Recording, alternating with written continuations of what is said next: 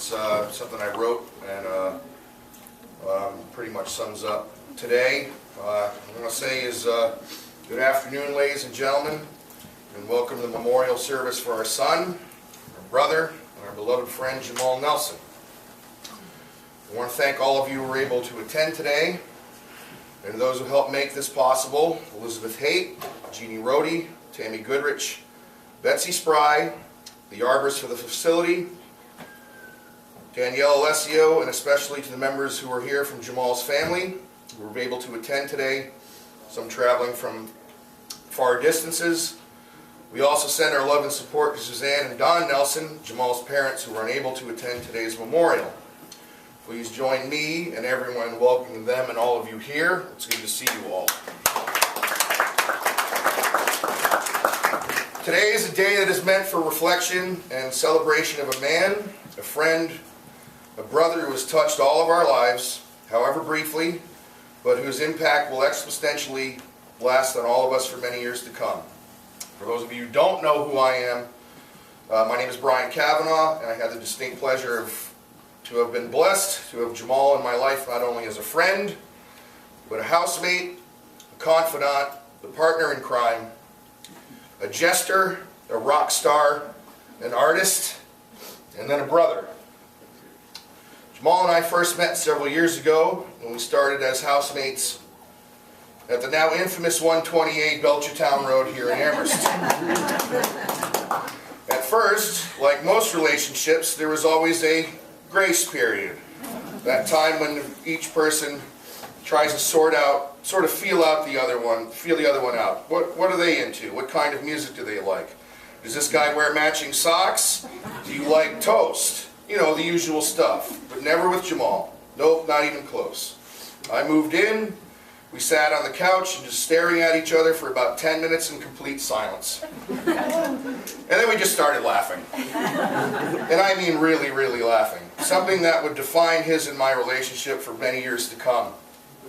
Well, this is ridiculous. Let's throw on some music, have a cold one, and take it from there, we said. And we did, and we never looked back. He and I became fast friends, and then became fast friends with my friends whom he had never met. That was Jahmal, a man whose heart, soul, and spirit affected everyone he met. Look around this room right now. Go ahead and look. Look at how many of us are in here, and how all beautifully different we all are. Doesn't matter where you came from, what you look like, well, in some cases maybe, but what you wore, what you drove, what your job was, Jahmal simply didn't care. As long as you were square and straight ahead with him, he was with you, and he always was with me. There were the amazing times, the not so amazing times, and the downright dark times. Both Jahmal and myself, anyone who remembers, Jahmal went out of his way to help me personally when I was going through probably the darkest point in my life. He was always there. He always cracked a smile, telling me a joke, keeping up my spirits. He didn't have to do any of that, but he did, because that's what kind of man he was, or is. I'm having a hard time grasping. His love for music and the arts was legendary. Whether we pushed the patent pending on the stereo with Tool, or the Deftones, Pantera, or anything really heavy, which he loved. But his tastes were eclectic enough in any art form to appreciate jazz, blues, funk, R&B, and rock and roll. He loved to draw and paint. He was goddamn good at it, too. He had excelled at it, and he knew always what he was talking about. The one thing I do know without a doubt is that man was never a bullshitter. Sure, he'd mess with you a little bit just to feel you out. That was his nature. But when it came down to it, he knew what he was talking about. That's the one thing that I'm most appreciative of with Jahmal, was there was no subject left to wonder about. We discussed it all. Everything: music, art, politics, religion, girls, chia pets, different beers, that lady's shoes over there, food. For Christ's sakes, food alone would go on, the discussion would go on for hours. And it did. I think there were more epic topics of discussion on those couches at 128 that lasted until the very, very late hours. And then we would try and go to get bed because we had adjoining rooms. And we would have to mess with each other through the wall and laugh and laugh. Good night, Cavi. Good night, Jamal. Good night, John Boy, snickering and laughter. Shut up. We have to get some sleep. No, we don't. Yes, we do. More laughing. Okay. This time it's serious. Okay, fine then. Good night. All right. Is that it? It's done. All right, good night. Then about 5 minutes later, you could hear us both snickering through the wall like we were teenagers. I can honestly say that I've never laughed harder with anyone in my life than with Jahmal. And I mean hardcore laughing.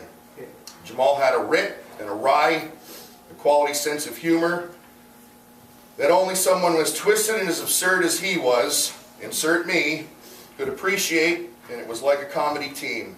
Never mind Martin and Lewis, or Pryor and Wilder. When we got together, it was a complete laugh-a-thon.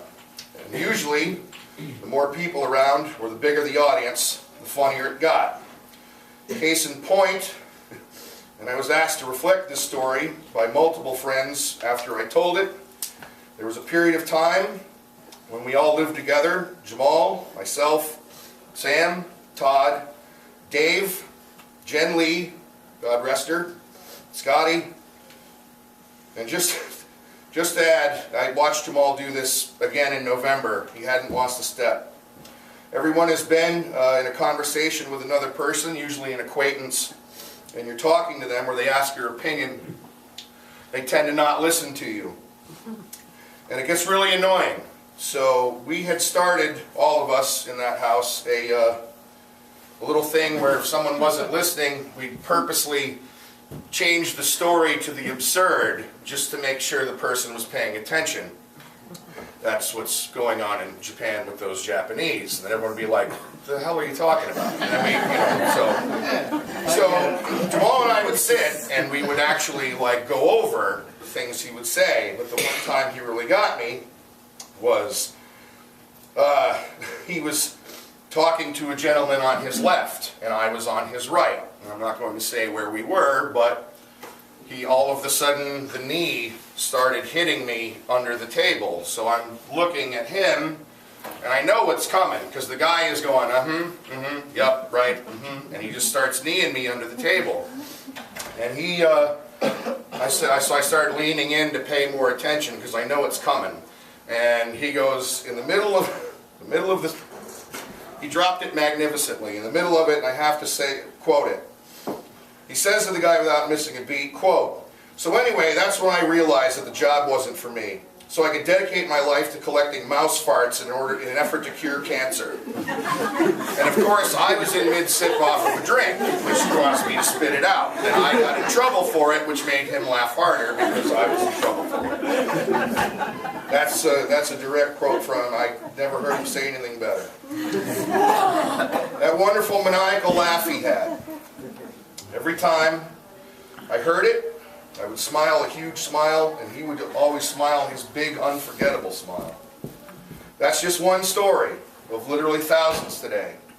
That's what this memorial is for, and all of you are welcome to come up or stand up, share a memory or a story, or just say how you feel about Jahmal, so we can all share in it.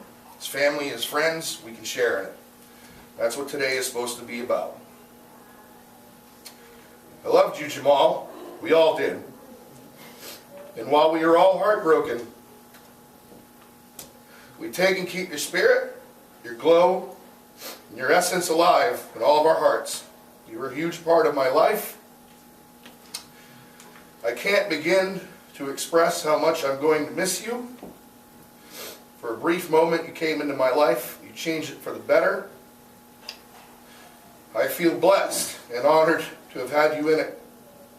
The fact that and I mean every single time we saw each other, no matter who was in the room, no matter who you were with, we always gave each other those great big hugs hello, the ones that meant something. And then of course when you had to leave, we had to give each other a hug goodbye. And we always told each other we loved you. You know, Robert Frost once wrote, "Stopping by woods on a snowy evening, whose woods these are I think I know. His house is in the village though, you will not see me stopping here. to watch his woods fill up with snow.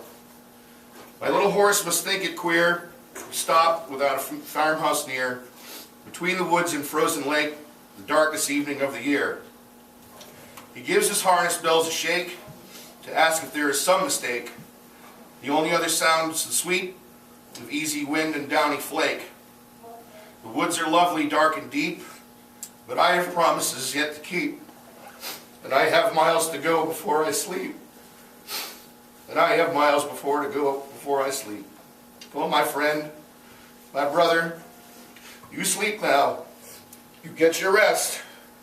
And when it becomes time for me to get wherever it is you are right now, or will be when I get there, whatever dimension, heaven, or maybe our case, aisle 5 at Walmart, which would be hell,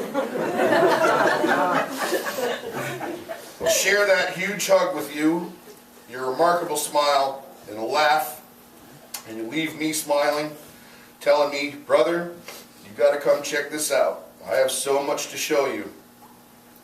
God give you rest, Jahmal. God grant you peace. God bless you and your family. I love you with all my heart and soul. Your friend, Kathy.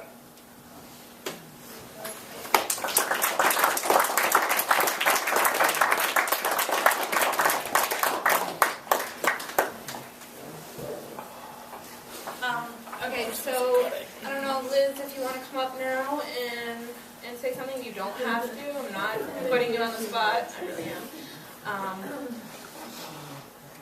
Or Jeannie. Isn't there a ticket on the receipt?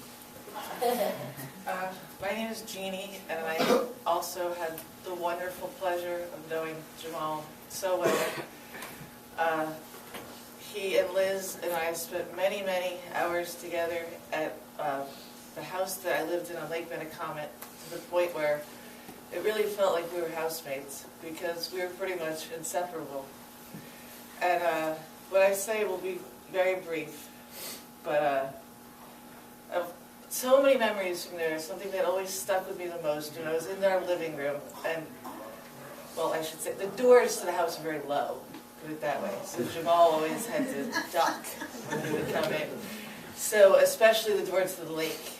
And I remember just standing in the living room one day, and he said, you know, this door isn't up to code, because I'm 6'7", and if I have to duck, then it's not up to code. You know, that's just it. And it struck me for so long, and to this day, often, if I go through the low door, I wonder if Jahmal can fit. And so what I say to you now, Jahmal, is that where you are, there are no doors, there are no boundaries, there's only love and light for you. And we will all miss you forever, and you will always be in our hearts, that beautiful smile. And that's it. Thank you. God bless.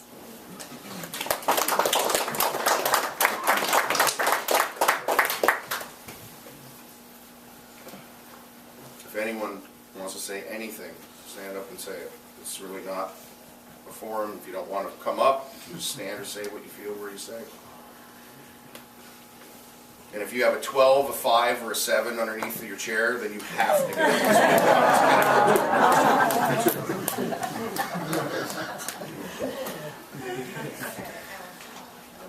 I'm not really good at public speaking.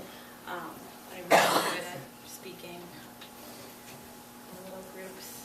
So I'm just going to stare at my sister because that's what I'm going to do. I don't really know what to say. My name is Tammy, and nobody knows me. I don't know that many people here.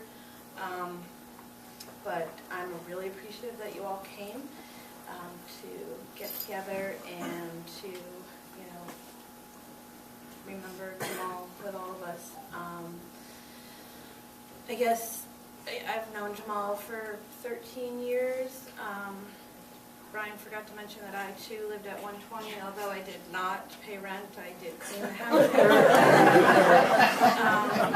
So I'm counting myself, and Sarah Lowe, I'm counting her as well, because we were there. And after 120, Jahmal and I moved to Pelham, to his parents' house. It's now, what is that restaurant called now?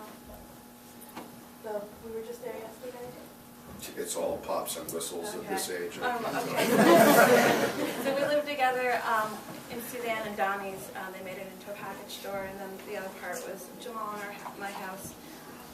And those doors were very low too, so he didn't really make it upstairs very often because it was more like going like this to get upstairs.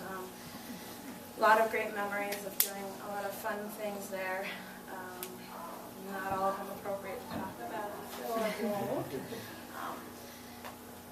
I really suck at this, so I just want to say thank you to everybody. I have a lot of favorite stories about him, and I don't know what to say other than it was very close, and Liz and I and him spent a lot of time at the Pelham. Oh, I do have one funny story I can tell. When Liz and him were first dating, and they were kind of arguing like the first date, you know, when you're first dating somebody. And so my way of trying to get them to be around each other when they were arguing would be to invite Liz over to the house just to hang out with me. And they actually stopped fighting that one night because Liz and I were upstairs drinking wine, and I had this beautiful white rug upstairs. And she proceeded to knock over the red wine on the rug, and I would proceed to clean it up, and then she proceeded to spill one again, and then I proceeded to clean it up, and it went on 4 times until we were laughing so hard that Jahmal came upstairs to see what was going on, and we all just sat there and laughed. Probably should tell you that I have OCD, so anything that's messy or spilled is just, you know, kind of, yeah. I can't do this, so I'm going to sit and some other talk.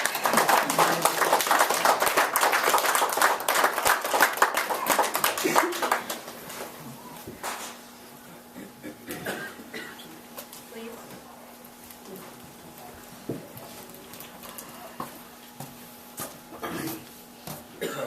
My name's David.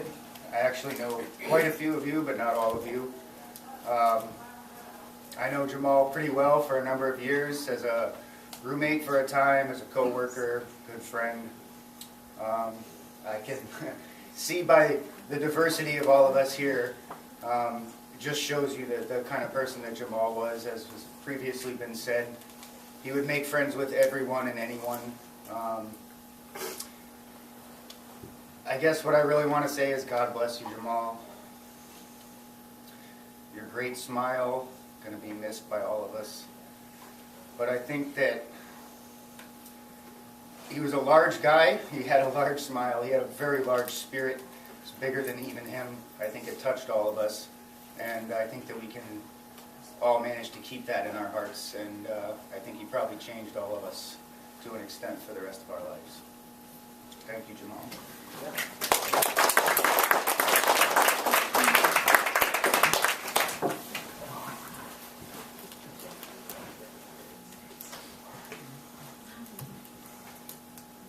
We weren't kidding about the 12, 5, and 7. So. Yeah, I had a 5 under mine. Would anyone else like to say anything? Okay. Wait for Liz. We might be waiting a while. If people want to just stand up and say their name and say hi, well, that sounded stupid. Well, it's the awkward silence. I'm not Sammy Davis Jr. I'm not tap dancing. But if you want to, please. Hey everybody, my name is Jason. I'm a friend of the Nelson family. Jahmal's little brother Paul is a good friend of mine. And I met Jahmal. Paul was always talking about his older brother, and you know, was showing me art and showing me things about him, and you know, say little stuff. You know, we were friends, and I knew he had an older brother. And then I met him, and I didn't realize he had an older brother. Paul is a red-haired kid. I was very startled, but Jahmal was awesome. You know, he was awesome, and like everybody's been saying, you know, doesn't really matter. Everybody here is different, and I think he took all of us, you know, in the same, no matter who you were, what you did. I think everybody got a chance. And we spent some cool times together and got to hang out with him. And you know, I really respect his family, and Alana's here. And I spent a lot of time at their house. You know, it was like the hang out, home away from home kind of thing. And yeah, I just had a good time knowing him. He never had anything bad to say that I remember.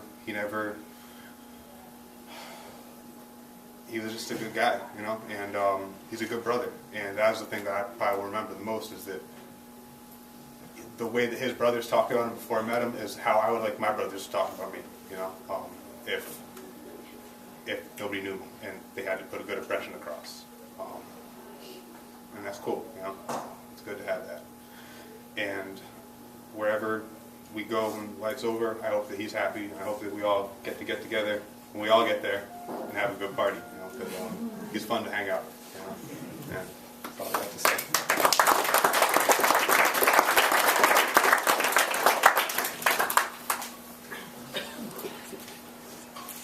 Well, I'll say something. My name's Melissa, or Lissy, and I know some of the people here. And I knew Jamal because he was Liz's boyfriend, and that was really how I met Jamal and got to know him. And he was always such a nice guy, and he always had great hugs, and he never had a bad word to say about anybody. And my best story with Jamal is that when I had a condo in Echo Hill, he painted my kitchen red. And I wanted a red kitchen. I don't know why I wanted a red kitchen, but I did.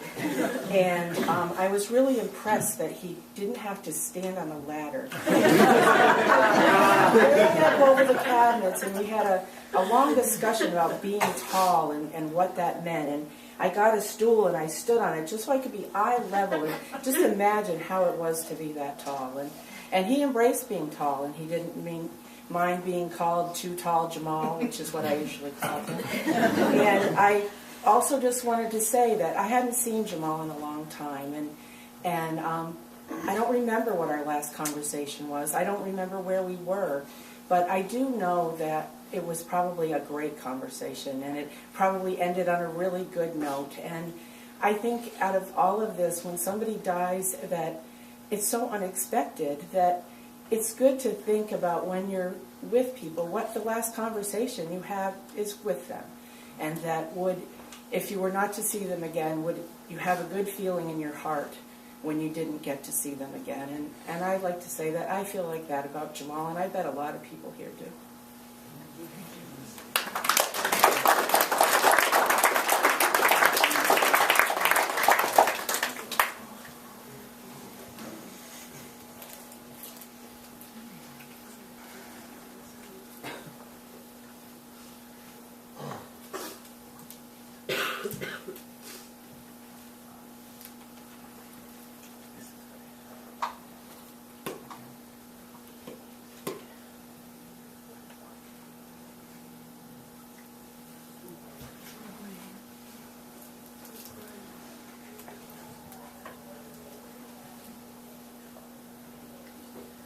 I have to say something.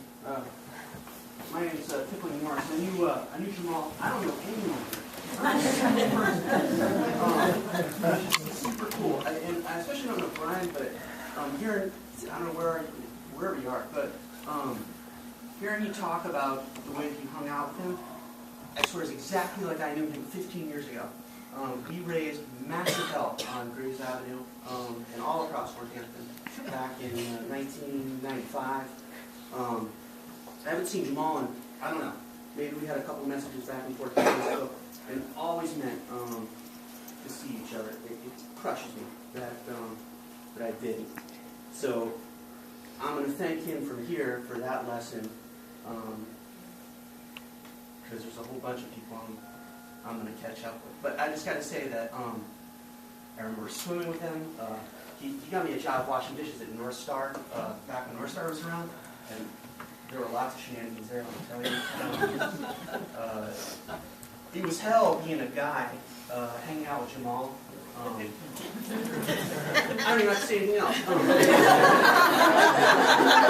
But you never know it from looking at him and watching the way that he behaved. He was such a gentleman, such a a sweet, sweet, kind soul.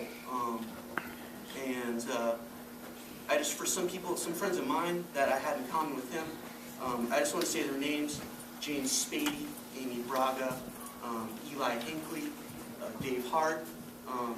All of us were really tight, inseparable friends probably about 15 years ago. So I'm sure many of you know him from farther back, and many of you know him from sooner, but I'm going to represent 1995. It's great to see this crowd of people that clearly loved him so much.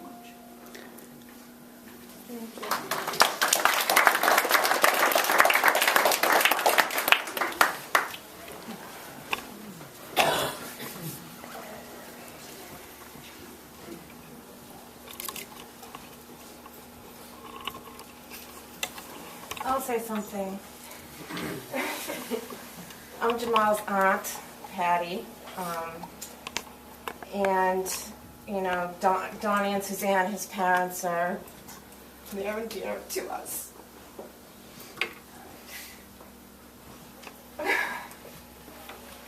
The Nelsons aren't known for being very tall, and Jamal stood out in the family in a tall way, in more than one way. One of the last times I saw Jamal, we were all playing wiffle ball in the backyard, and he's a good wiffle ball player. We all miss him very dearly, and one of the things that helps me is that I think he is in a better place, and he's not feeling pain. So it's great to see everybody here.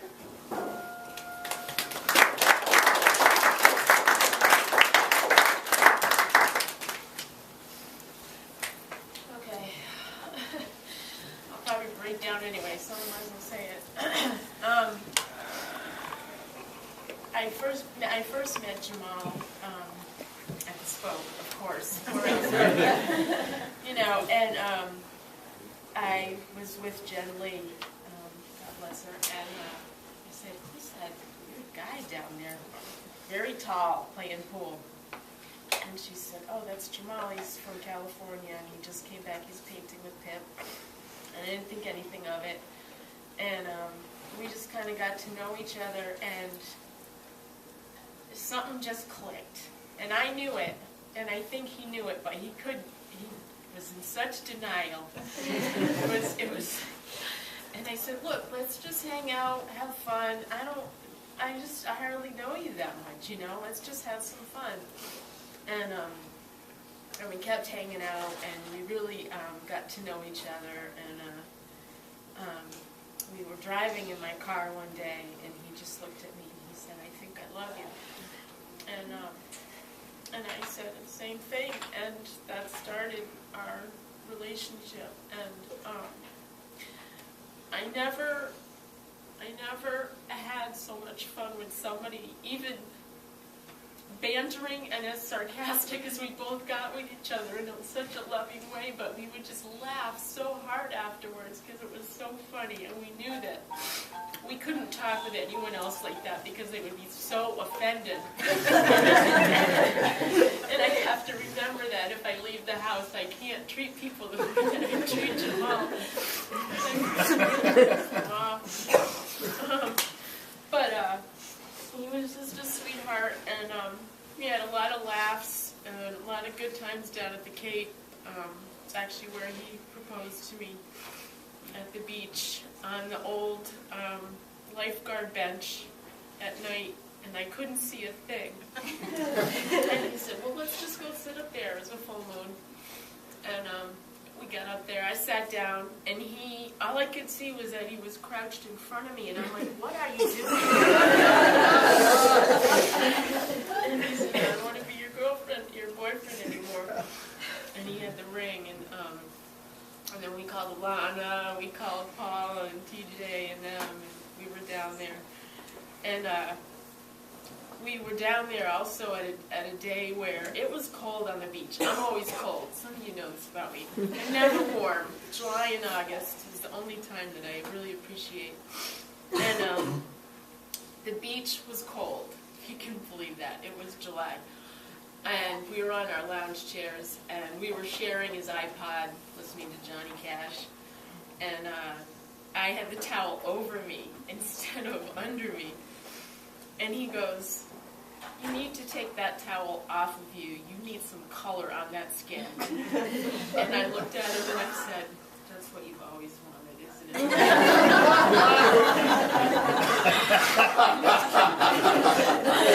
And he looked at me, the look on his face, he's like, "You are a fucking dork." It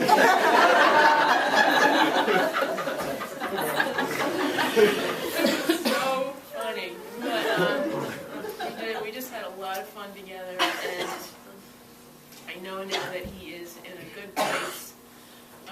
Probably causing trouble with Jen Lee and Tommy Chalmers, for those of you that know them. Evan should watch out, because there's 3 goofballs up there. But he will be really missed, and I'm still having a little problem accepting this, that I won't see him come around the corner again. But I'm glad that he's at peace now, and that he's just happy. He did struggle for a while. So, that's it.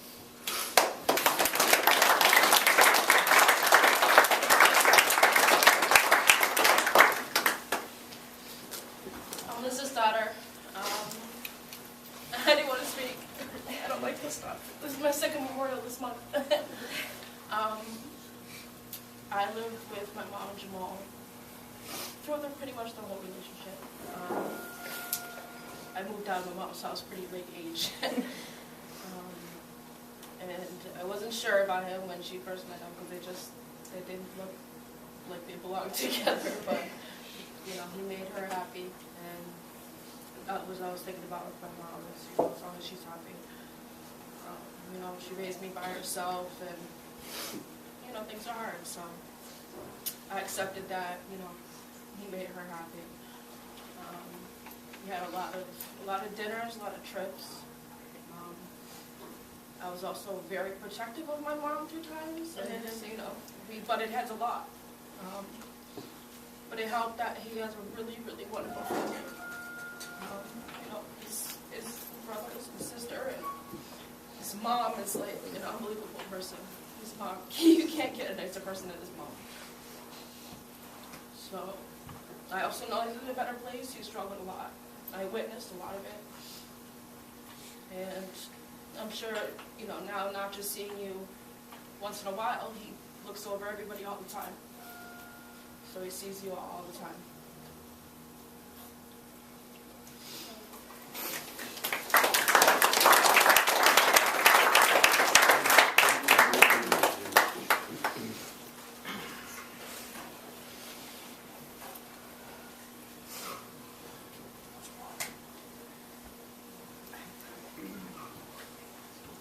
Man, we could really use him here to kill these awkward moments. We're still waiting for him to walk through the door and say, "Gotcha, fucker." No, that'd be you.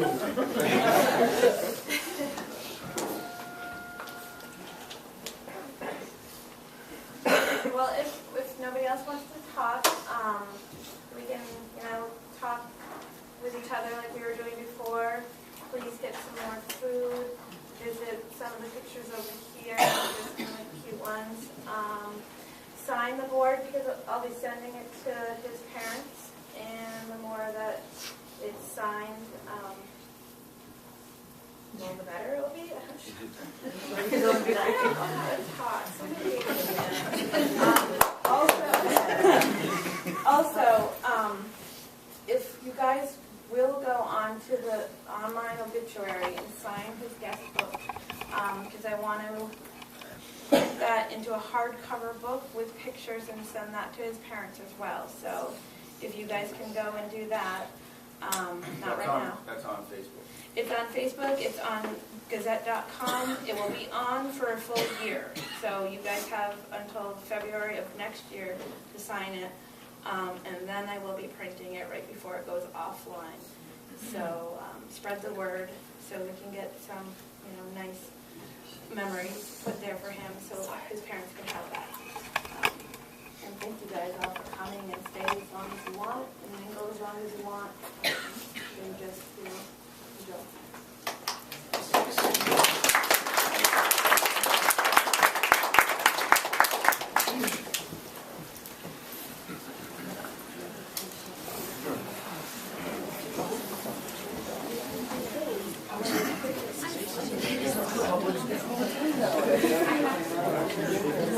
They were before any of them had started crying, and I'm like, wow, why am I even here? Thank you. Yeah, that's why I was cowering over here. It's hard, man. I could never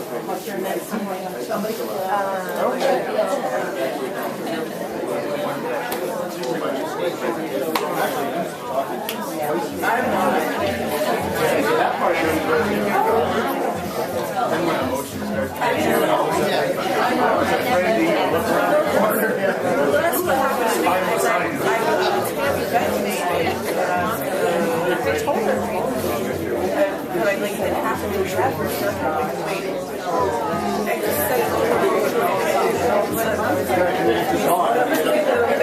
the public speaking part. This is the first time I ever got back in the next round. I had notes, and I'm like, I'm not going to.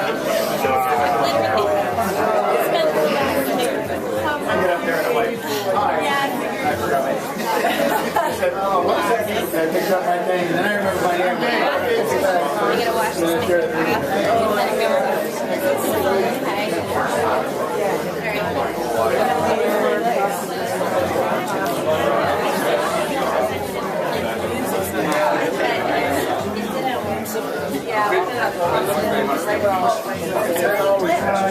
awkward moments are always listening to great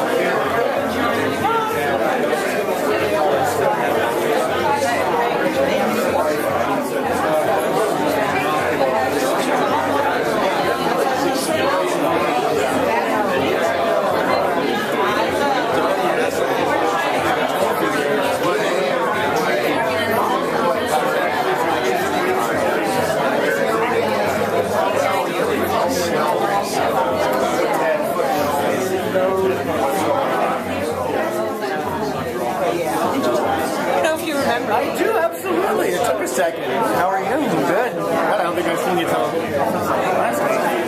Very long time. Hey, what's up, man? What's up?